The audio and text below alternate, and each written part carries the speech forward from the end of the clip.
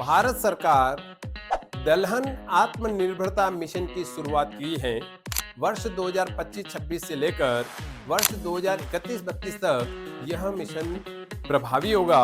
भारत सरकार इस समय लगभग 11,400 करोड़ रुपए का भी खर्च करेगी। भारत दुनिया में दालों के उत्पादन में प्रथम स्थान पे है। भारत में मध्य प्रदेश दालों के उत्पादन में भी प्रथम स्थान पे है।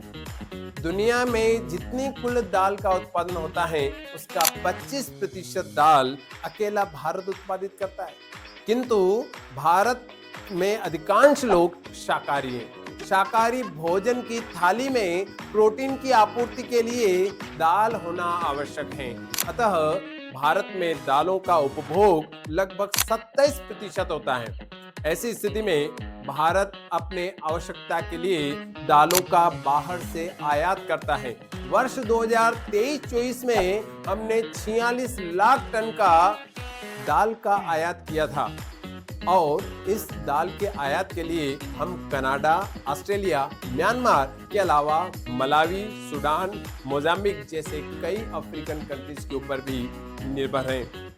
जी हाँ दोस्तों, किसान यदि चाहे तो भारत दालों में आत्मनिर्भर बन सकता है।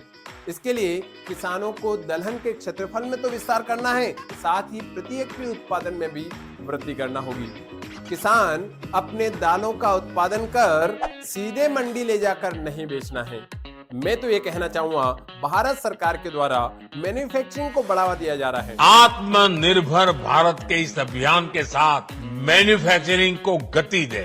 भारत सरकार फूड प्रोसेसिंग इंडस्ट्री और एग्रो इंडस्ट्री में लघु उद्योग और सूक्ष्म उद्योग को बढ़ावा दे रही है। तो किसानों को अपने प्रोडक्ट खुद को बनाने होंगे।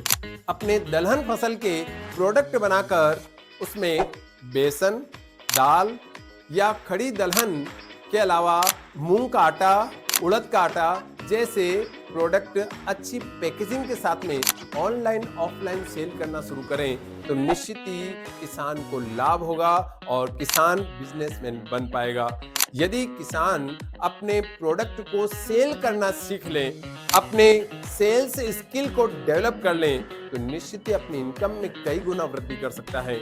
किसान यदि आत्मनिर्भर होता है, किसान यदि स्वदेशी को अपनाता है, किसान अपने खेतों में उत्पादन को बढ़ाता है और अपने प्रोडक्ट को प्रोसेसिंग करके मार्केट में सेल करता है तो निश्चित ही स्वयं की इनकम तो बढ़ेगी ही, साथ ही कृषि में ग्रोथ रेट में भी वृद्धि होगी और इस प्रकार से देश आत्मनिर्भर होगा, साथ ही विकसित देश की ओर आगे बढ़ेगा। मिलते हैं इस प्रकार के बिजनेस आइडिया के लिए अगले वीडियो में। तब तक के लिए नमस्ते, जय हिंद।